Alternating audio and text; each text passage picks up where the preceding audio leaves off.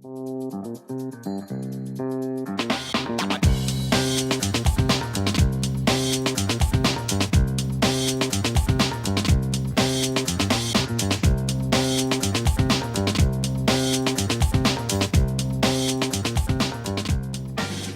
my name's Alister Chapman, and in this session I'm going to look at what exactly is ProRes RAW, how is it different from a conventional codec, and what benefits does that bring. Now I'm going to be focusing a little bit on how we use it with Sony's FS5, FX9, FS7 cameras, because those are the cameras I know best, but the basic principles about how ProRes RAW works and how you record it will be the same for more or less any camera. So first of all then, what is ProRes RAW? Well, ProRes RAW is a recording codec. So it's a way of taking the data that comes from a sensor, wrapping it up into a file that can be recorded, that you can then manipulate in post-production. Now this is different from most conventional codecs because of the way it stores that data and how we handle it later on. So with a traditional camera, working traditionally, say the FS5 here, when it's recording internally using the XAVC codec, we take the information from the sensor as a color picture and we then compress that as it is. It has a gamma curve applied, it has the color added to it, it's already a baked-in look, and that's what we record. We take that into post-production and then we just work with it more or less as it is. We don't have to do a lot to it because all the processing's done in the camera.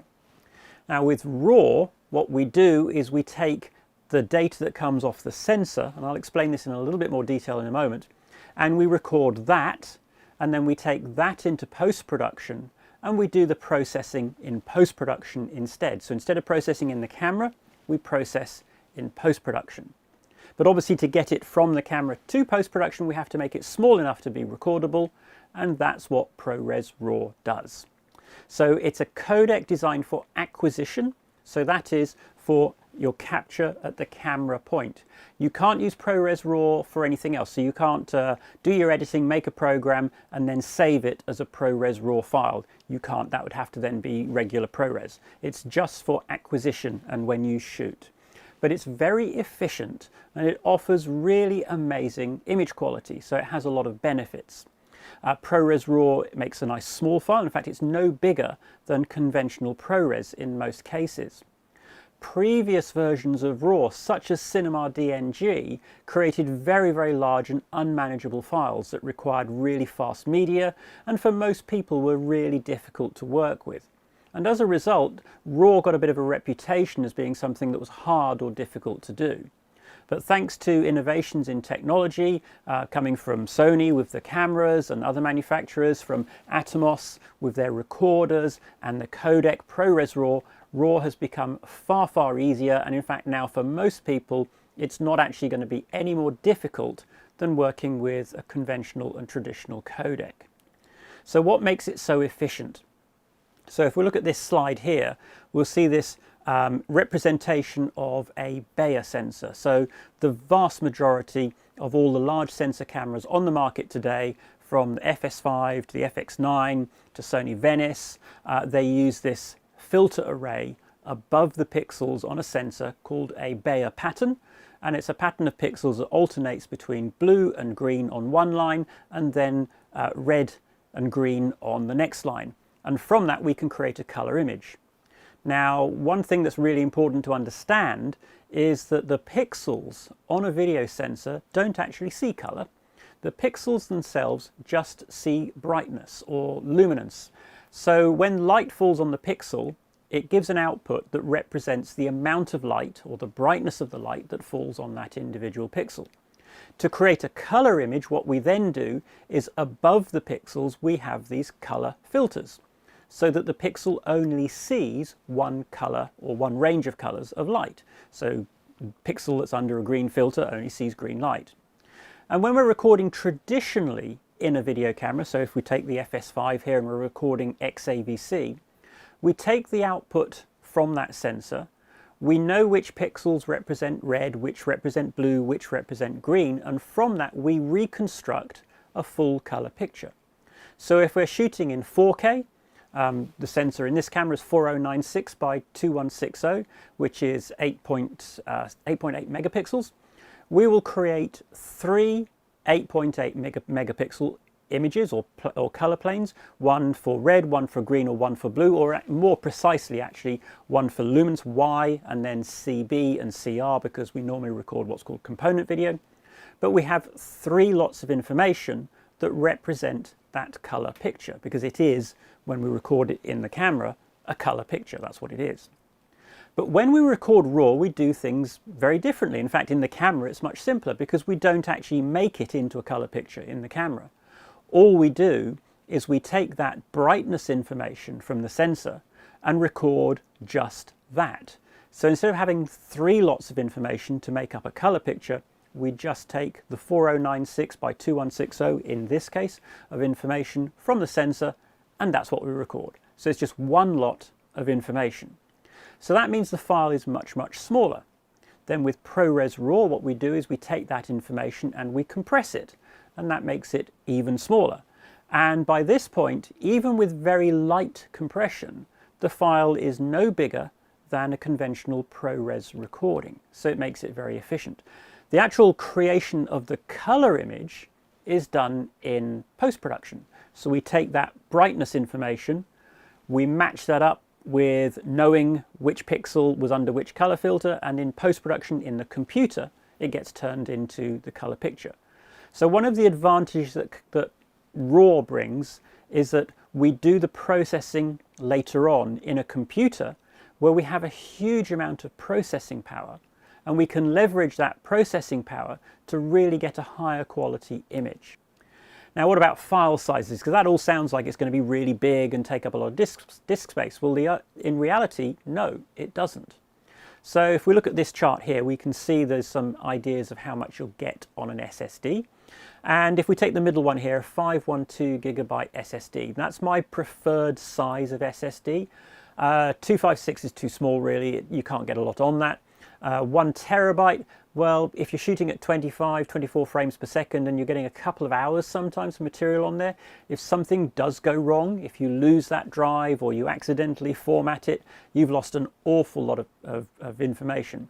So I prefer to use the half terabyte 512 gigabyte drives, as this is a nice, comfortable amount of media. And you'll see that if we shoot ProRes RAW, we're going to get 90 minutes on that. Now, there are two versions of ProRes RAW. There's the smaller one, regular ProRes RAW, and that will give you that 90 minutes. But there's also a higher quality version, which is ProRes RAW HQ. And you know, ProRes RAW, ProRes RAW HQ, they're actually not that dissimilar in size to regular ProRes. So these are very manageable file sizes. They're not enormous, they're not huge, it's not going to take you hours to back them up, and it's not going to be a very expensive thing to archive them. And one of the things to consider, though, is because the ProRes RAW is just a single chunk of data, 4096 by 2160 in this case, whereas ProRes is going to be component video, which is three lots of data. Even though the bit rates are similar, what that's telling you is that actually the ProRes RAW is much less compressed. So that means you're going to have far fewer image artifacts in your footage, and if you do a lot of grading and post-production work, not having image artifacts and having a really clean image to work with is really beneficial. So image quality with ProRes RAW is really fantastic. In fact, the way the codec works in ProRes RAW is that if you really do stress the codec, if you shoot a very, very detailed scene, lots of textures and colors and maybe a lot of motion and everything else, is that the worst artifact that you will generally ever see with ProRes RAW is a very slight softening of the image if you approach the limits of the codec. Now, a lot of other codecs, when you overload them and when you stress them, you might get extra noise, you might get little ringing around the edges, mosquito noise and things like that, which isn't very pleasant. You can actually see it and it doesn't look nice. And when you grade, if you have artifacts like that, they just always seem to get much worse, and it limits how much you grade. But the ProRes RAW codec, because generally the worst you'll ever see is some softening of the image, the end viewer, and quite possibly yourself as the grader or colorist working on it, will never even notice that those artifacts are there, because unless you had a side-by-side comparison with the original scene, you'd probably not be able to tell that that softening was occurring. So let's have a look at some examples. So this image here, it's been expanded greatly, so you can see the differences. On the left we have the ProRes RAW, and on the right we have the XAVC from the FS5. And at first glance they don't look hugely different. One of the important things to understand is that ProRes RAW or any other RAW format won't give you more dynamic range. It's not going to give you the ability to suddenly shoot in the dark. It's not going to do that for you. Because all of those things are limited by the sensor in the camera. But what ProRes RAW will bring you is more data, better quality data, and that means you can do more with it in post-production. And if we look at these two examples, if you look closely, yes, you can see there is some noise in the ProRes RAW, especially in the darker parts of the image. This is actually very slightly underexposed to show these differences. But in the ProRes RAW, you can almost sort of see every pixel of that noise. It looks like grain. But if you look at the XAVC recording, which is much more highly compressed, instead of seeing that noise and that grain texture, what you see is blocks of color. And if you look around the mannequin's mouth, you'll see that there are these square purple blocks of color. And that's a compression artifact from the codec. And if you were to try and grade that, you can bet your bottom dollar that that's just going to make it look worse than it does already. And in this example here, where I've really sort of pushed things a little bit to really show what's going on, if you look at my hand, you can see how the skin tones with the ProRes RAW look much better. And it is, I mean, it's worth pointing out here that we are comparing the internal UHD of the FS5, which is 8-bit and has 235 shades, compared to the 12-bit RAW, which has 4,000 odd shades. So there is a tremendous difference in the amount of tones and textures that you have. But even between a 10-bit recording, which would be around about 970 code values, comparing that to a 12-bit 4,000 odd code value recording, there is going to be quite a noticeable difference between the two. And that will come out in post-production in terms of how much you can manipulate and work with the image. And in fact, here I've actually looked at the waveform of those two images, and again on the right hand side in the 8-bit recordings from the camera, the direct recordings from the internal recording, you can actually see the steps in the waveform. That's how coarse they actually are, whereas the RAW recording has a much smoother, cleaner rise in the highlights. There are no steps, so you can just tell straight away that that's going to grade better. It has more data in it. So what do you need to record ProRes RAW? So first of all, obviously you need a camera that can record ProRes RAW. And there's lots to choose from these days, but I am a Sony fan. I do like their cameras. So in the Sony lineup right now, you have the FS5, FS7, and the FX9. If you have older cameras, there's still the old FS700 from Sony, and that's still even today actually quite capable with a RAW recorder of producing a really amazing image. So let's say we've got our camera, then we need something to record it on, and of course what we're talking about there is an Atomos recorder. Now from the Sony cameras, they're all SDI out, so you need a recorder with a built-in SDI from Atomos, so that's going to be Inferno, or better still, the Shogun 7. And this is the Shogun 7 here, and this really is a very nice piece of equipment from Atomos. We have a screen that can display close to 15 stops of dynamic range in HDR, new monitoring and lookup table system compared to the previous generation of recorders, better build quality. Everything about this is better than previous generations, and it really is amazing value for money. I really sort of only dreamt that I'd be able to buy monitors and recorders of this quality just a few years ago at this price point. So it's a lovely piece of kit, and really Atomos in the last couple of years have really made some big steps forward in the whole quality of their products, so I really do sort of recommend them. So we've got our recorder. In this case we're going to use the Shogun 7 as the example. And then we need some way to power it. Now the recorders are all capable of taking Sony NP-F style batteries directly on the back of them, and you can use those, and that's fine, that works, and they're cheap. Personally though, I prefer to use the same battery for the recorder as the camera. And the reason for that actually is simply because I've only got to take one charger with me. So I travel a lot, and I don't want to have to remember to pack two different sets of batteries and two different chargers for everything. I find it much easier if everything uses the same charger, same batteries. It's simpler. So what I'm doing here is I have a third party. It's not a Sony battery because there's very few Sony batteries. In fact, there are no Sony batteries with DTAPs. They do some with a high-res connector, but nothing with DTAP. So it's a third-party battery with a DTAP on it, and then I have a DTAP cable going up to the Shogun 7, powering both off the same battery. And the other benefit of doing it this way is that, let's say you can't see your Shogun while you're shooting, and I'm just looking in the viewfinder, I'm going to get a battery warning in the viewfinder when this battery goes low, and I'll know my battery's going flat. There is always the risk when using separate power supplies of the batteries going flat up here before this does, and perhaps you don't notice. So that's our recorder sorted. So and power. So next you're going to need recording media. So the Atomos devices record onto SSDs, and there's quite a wide range of choice. One of the nice things about the Atomos products is that there is a range of SSDs that you can use. You're not tied to just one particular make, model and brand. You should refer to the Atomos website though for their latest recommendations as to which drives to use.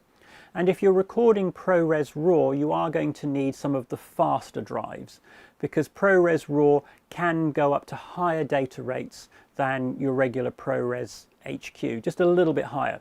And actually one point that I didn't mention earlier is that ProRes RAW is a variable bitrate codec, so the data rate does vary a little bit depending on what you're shooting.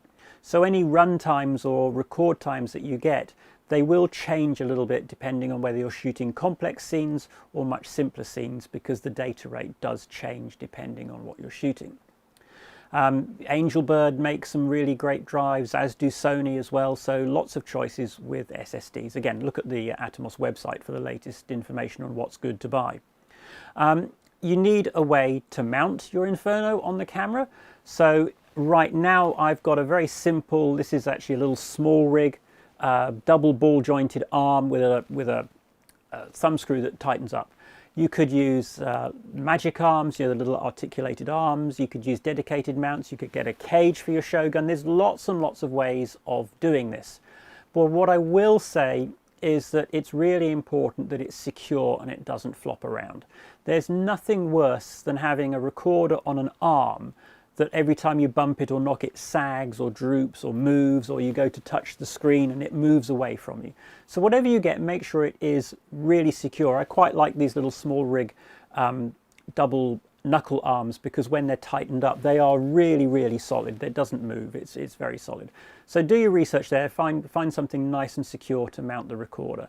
Now another thing that I like to have with my mounting arrangement is something where I can actually put the recorder, let me just move the screen out of the way, flat like that. And the reason I like to have it flat like that is for traveling, or if I'm using the camera on a shoulder rig, because if the monitor's sticking up high up here, it gets very imbalanced. So it's really nice to be able to put the recorder flat, or at least out of the way somehow. So let me just move this back into position so you can see it again. Right. Okay, so next thing we need to do is, we've got it all mounted up. We need to get the video from the SDI out on the camera to the recorder itself.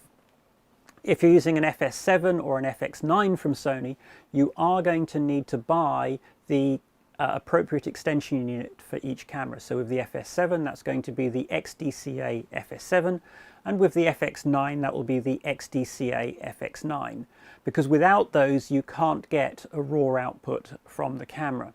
With the FS5 though, it comes straight out of the SDI on the camera, and that makes it much simpler, easier, small, lightweight, compact package.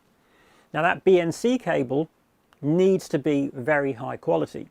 I did a shoot in Vegas, and outside the casinos with all the neon lights and flashing lights and everything, I was having real problems recording ProRes RAW onto my Atomos recorder. And that wasn't anything wrong with the recorder or the camera, it was that the cable that I was using was not of very good quality, and interference from all the electrics of the lights was getting into the system and preventing it from working. So do buy a good quality cable. You don't have to buy a miles long cable. In fact, I prefer to have a cable that's long enough and not any longer, because that does minimize any chances of loss through the cable. So a good quality BNC to BNC cable. And then when you've shot all of this stuff, you're going to be able to, or you're going to want to work with it in post-production. So you're going to need some sort of computer to decode the ProRes RAW, turn it into a nice color picture, and do your grading and editing, etc. And you do now have a lot more options than you did this time a year ago. So originally when ProRes RAW first came out, the only thing that could handle it was FCPX on a Mac. But now that's opening up. There is already at the time of making this video, a beta of Adobe Premiere and a plugin, little download from Apple that you use to be able to work with ProRes RAW in Adobe Premiere on a Windows machine. It's also supported in EDIUS, and there will be support in a lot of other packages in the near future. There's a couple of other grading and post-production packages that also now support ProRes RAW. So those are what you need. So let's now look at how you actually would go about shooting ProRes RAW. So the first thing that we need to do is to actually output ProRes RAW from the camera. So on the FS5, if I go into the menu and I go down to my setting here called Rec Set, and here, assuming you've got the RAW option in your FS5, FS5 2 has it anyway. At the moment, it's already set actually, the output is set to RAW and XAVC HD. So out of the SDI now, I have RAW as opposed to conventional SDI coming out, and then that's going up into the recorder. On the FS7 and the FS7, there's a dedicated RAW mode, which is based on the sort of Cine EI type exposure, so you have to use that mode on the FS7, and FX9 is very similar.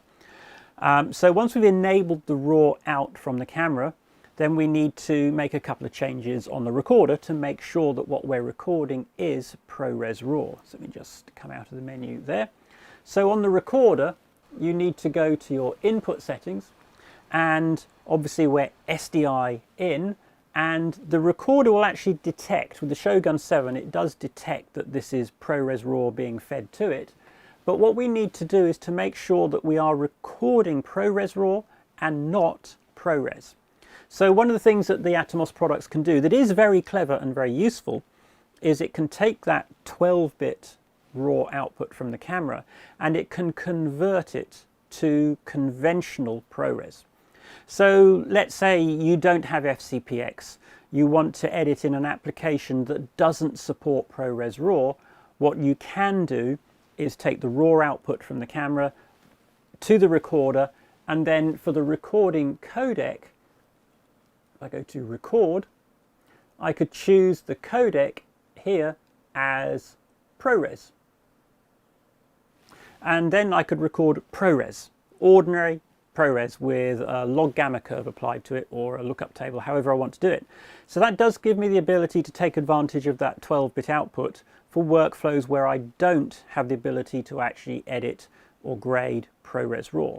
But if we really want to get the best out of these cameras, what we want to do is to record the ProRes RAW. So I'm going to select ProRes RAW as my codec, and then I have to choose between the standard ProRes RAW, which is very, very good quality, or the high quality version ProRes RAW HQ, which is even better.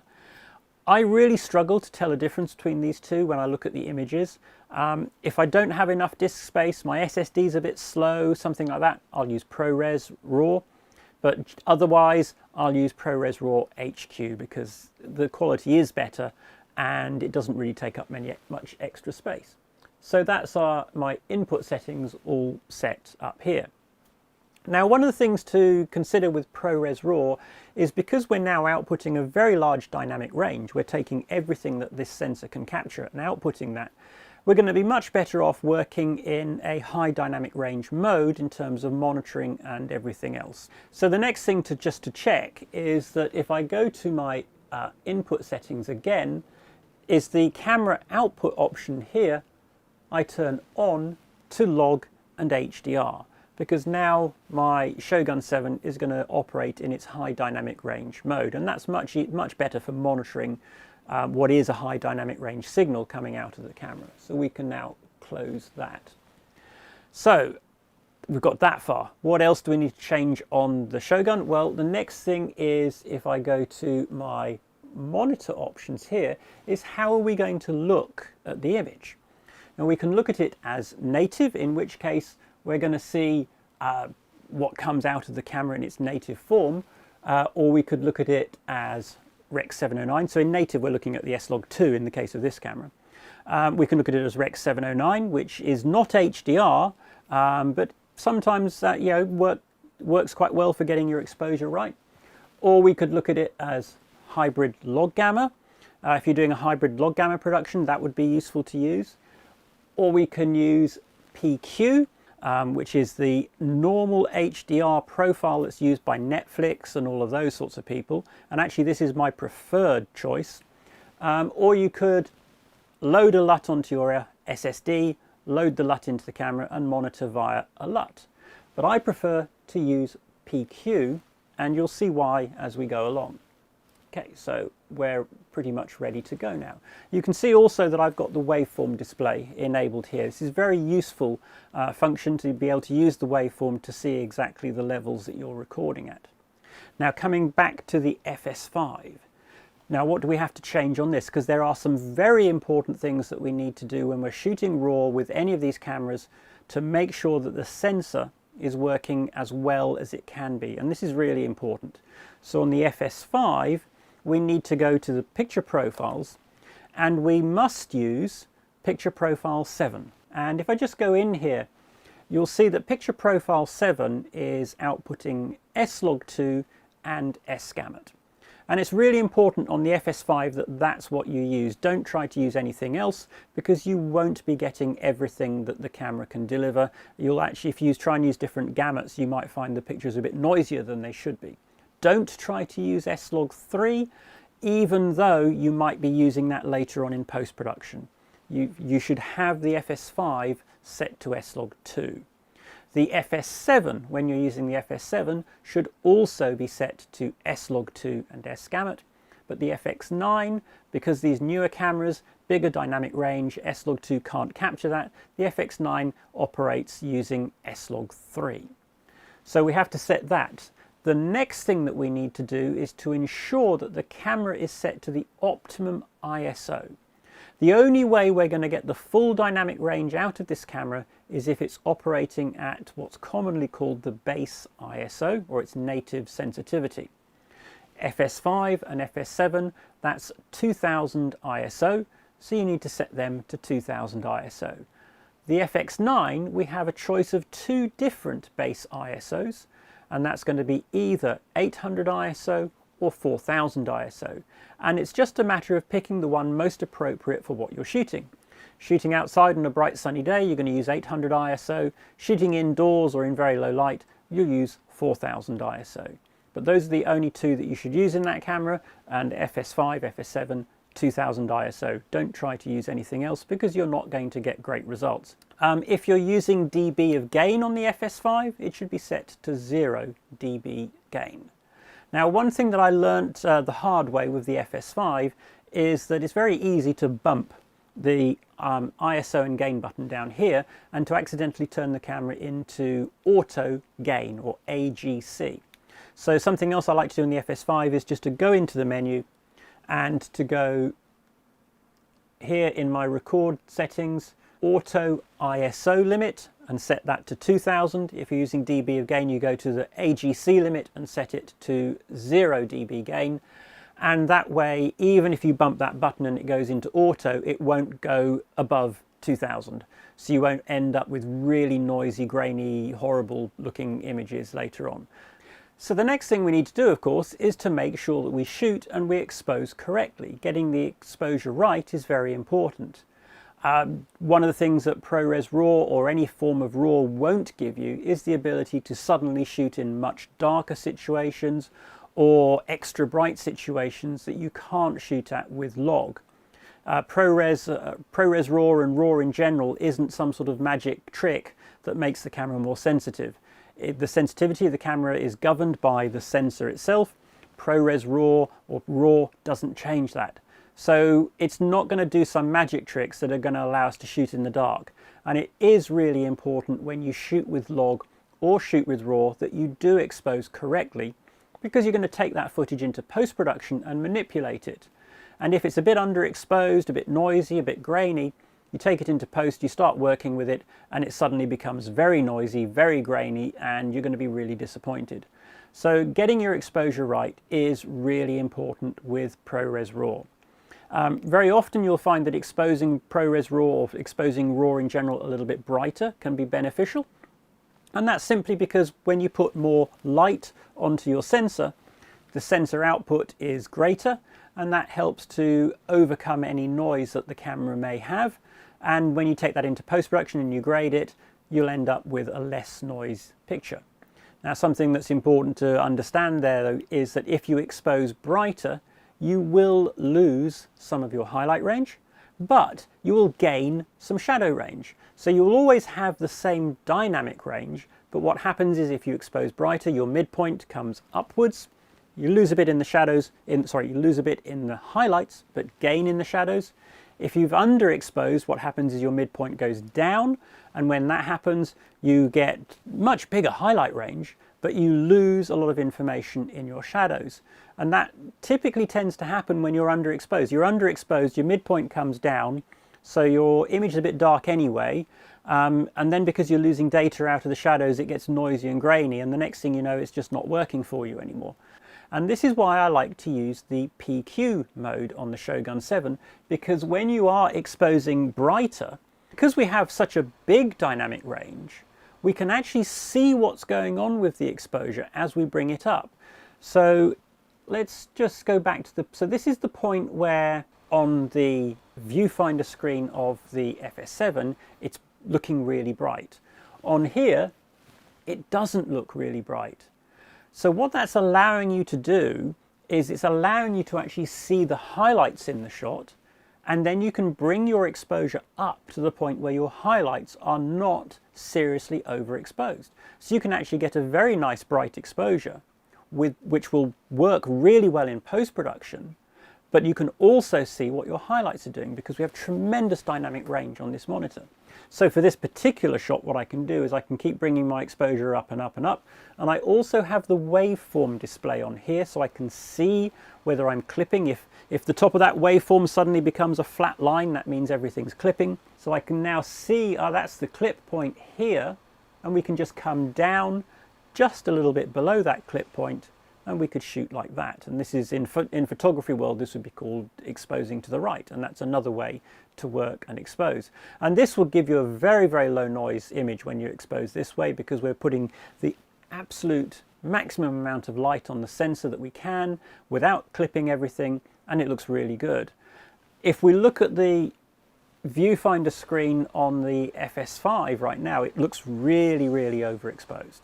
And it would be very difficult to actually have the confidence to actually go out and shoot like that, looking at that. But because we have the Shogun 7 here, we can see those highlights, we can see what's going on, and we can confidently, safely shoot like this. And this is going to give us amazing shadow details, great highlight detail as well, because with linear RAW, you have tremendous information in the highlights. And this is going to be something that you can take into post-production and get a truly amazing result from. So in a separate video, I'll take a look at post-production, some options for post-productions with ProRes RAW. I hope you found this video interesting. Please stay tuned for more videos about how to use ProRes, how to use different aspects of these lovely devices from Atomos. And again, thank you for watching.